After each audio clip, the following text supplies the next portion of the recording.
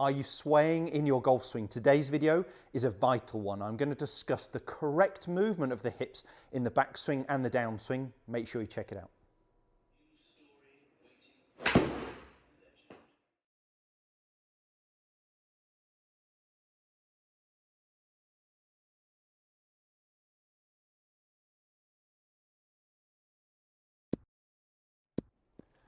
So today, as I mentioned there, we're going to be discussing the hips in the golf swing. This is going to be backswing and downswing. I'm going to cover that. Are you swaying too much, not enough? A lot of golfers are very confused about that and about that term. The reality is there does need to be some lateral movement. So our hips do need to move a little bit away from the target and a bit towards the target. And when we talk about hips, we're going to talk more about the centre of pelvis, and quite a good indication of that is going to be your belt buckle. Okay, so when I'm referring to the centre of your pelvis, we're going to think about that being your belt buckle. There needs to be a couple of inches movement away from the target, and there needs to be quite a bit more than that towards the target. So the tour average with an iron in their hand, and I'm going to discuss a driver as well, it's pretty similar, but an iron, they're tending to move 2 inches laterally with their pelvis early, okay? And that's a key part, is it's not a late shift. Okay, it's not a late movement off the golf ball.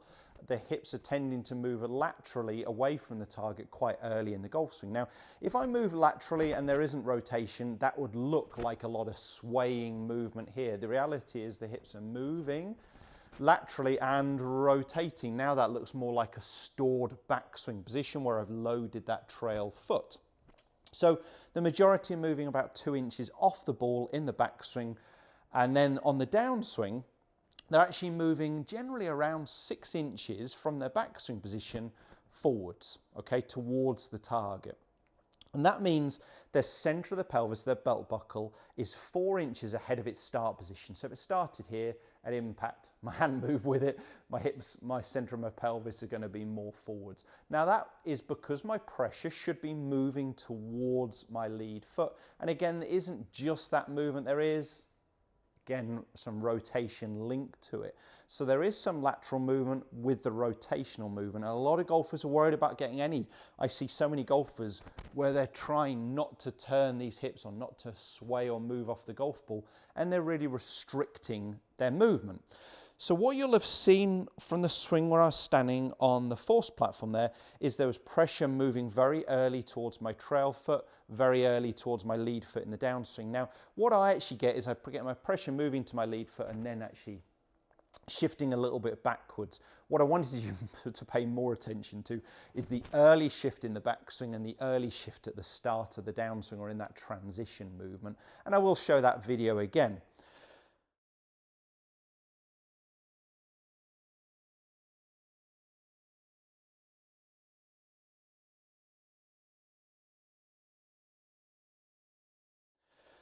Now, the main reason for using this is not only did I want to show the pressure shift, but I want to show you how you could measure yourself or view yourself with camera. So what I would draw is a couple of lines up the outside edges of your legs. Okay, so they're going to go from, let's stand more on the mat here and talk about it. The lines I want you to draw on are going to go from the edges of the hips. Leave yourself around an inch gap from the hip, and I want you to go down to the outside edge of the shoes. Now what I want to see is as you make your backswing position, I would expect your hips to be still between those lines, but closer to the outside line, the one that's furthest away from the target, so near my trail leg, my right leg here. In the downswing, what I want to start to see is in the early part of the transition, my hips almost recentering themselves between those two lines. And then at impact, I should have broken that line with my lead leg, my left leg. And that line that started up on the outside edge of my leg should actually be now through the middle of the thigh, the middle of the leg. So I'm moving, but I'm closer towards the outside line, okay, nearer the trail leg. I'm recentering my hips as I'm starting my my first movement. And then into impact, I'd really want to see that line that was the outside edge of my leg to be more through the middle of my thigh. Okay, so I am getting ahead of it. I'd like my head to be still pretty centered about where it started by the time I get to the golf ball, not behind it or ahead of it.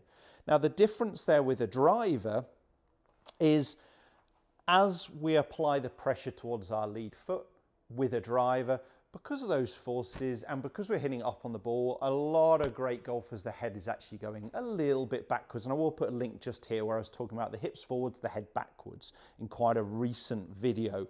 And that would tend to be more with the driver, that you'd see your head a little bit further back. And while we're discussing driver, because I'm sure I'm going to get this question, is it the same with an iron as a driver? Basically, yes.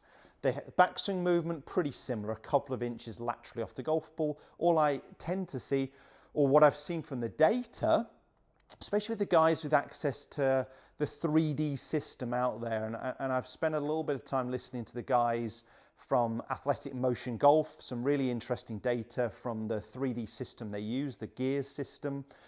They're actually tending to see a couple of inches backwards, and the hips or the center of the pelvis at impact about 5 inches ahead of the start position. So around 7 inches or so of movement, maybe an extra inch of total movement with a driver than an iron, maybe 2 inches. So pretty similar movements. They are moving away from the target with central pelvis and definitely moving towards the target and getting ahead of the start position, okay, with the pelvis.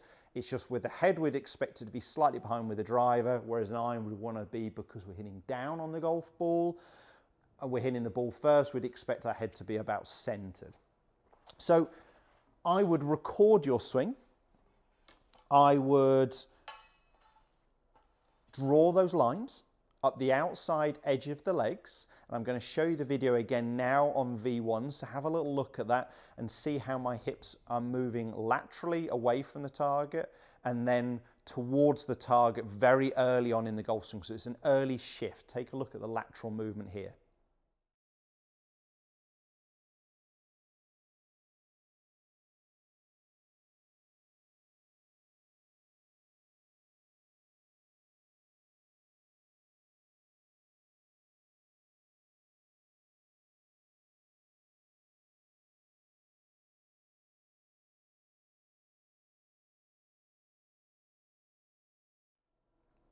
So to give you an idea of perhaps how you could practice out on the range, I mean, I think everybody's got access to video, right? It's all on your phones. And your phone will record at least 120 frames a second on slow-mo, up to a couple of hundred frames a second. So it's good enough to do that. And there's some free apps out there. I'd recommend downloading the V1 app and actually record yourself on that. You've got some basic tools, circle around your head, lines down from the hips downwards to have a little look at that lateral movement. Just play the swing on slowly. It's really easy to do. You could push a cane into the ground, or if you're on the driving range, just put a range bucket by the outside edges of your shoes and put a tour stick into it. Or you've got something like I've got here, the swing plate, where I can have a stick coming out of it. You can see this is leaving, let's say, a couple of fingers from my hip or the outside of my thigh to this cane. So I'm expecting to bump it and to turn. Okay, so that's my backswing. I wouldn't want to see too much, but I wouldn't want to see this movement where my hips have gone forwards towards the target as I started the movement. There is almost a bump and a turn in the backswing, okay? So I'm still closer, almost still got that similar gap from this cane to the thigh. Now you'd have to do the opposite on the way through. Obviously having 2 canes there would be great when you're doing some slow practice swings, might get in the way when you're hitting shots.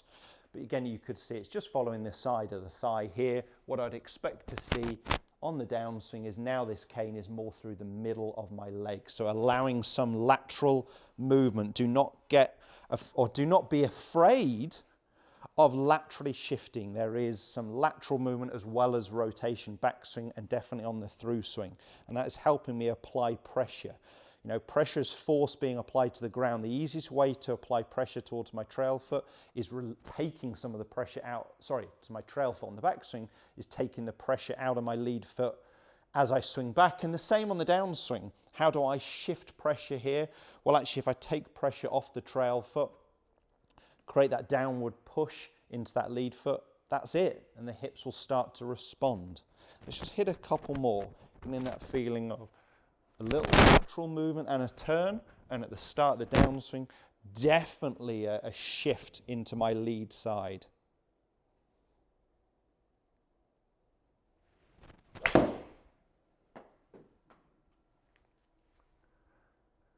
Couldn't have hit that one much better. That one felt really solid in terms of the contact.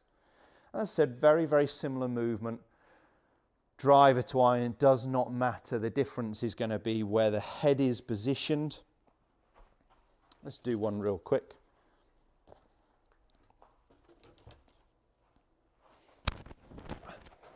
Just going to move this so I don't have to get the right spot. Pop one on a tee.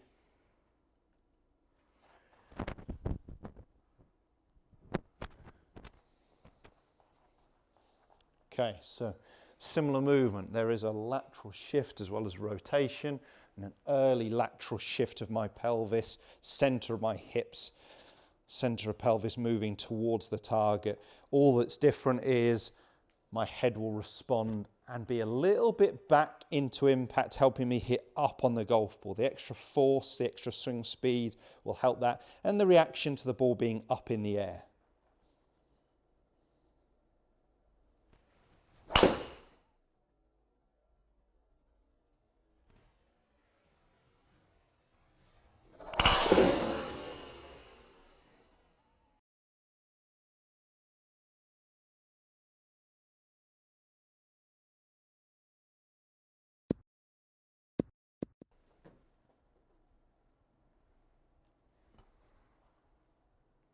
A little bit toey, but I definitely take the result down my target line, big high draw, out there at 281. Got a very similar feeling. It wasn't the best strike location, but got a very similar feeling of an early shift towards my trail side and an early shift towards my lead side as I start the downswing. So don't be afraid of some movement. There needs to be some. That's where I want you to get from this, and it's really, really simple. Just to get yourself on video, draw those lines, have a look at how your hips are moving. There should be lateral movement as well as rotation, and you can always get that indication of how many inches one way to how many inches the other, which just gives you that thought of I'm not trying to stay static and still.